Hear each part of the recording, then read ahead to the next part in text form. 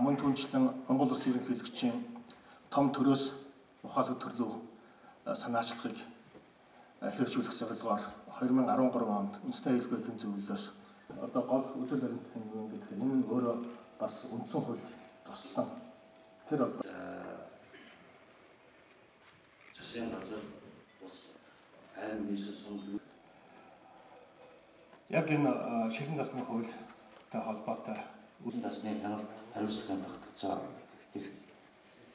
ихнийхээ итгэгчийг үрээ их удаа шиг энэ хуулийн санаа зүйлээс орсон байсан гэж яг нэг зохиц байдлаар авч үзэхтэй ашиглаж байгаа. Эдийн байгууллагын төлөвлөлтийг таахан энэ замаар сонгож доосхтэй шилэн дасны ерөнхий мэдсэл болгох бүхэн bijиж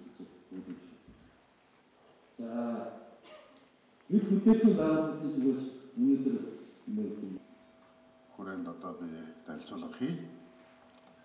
За энэ хуулийн bijиж үүрэгтэй холбоотой үйл ажиллагаанууд байж байна.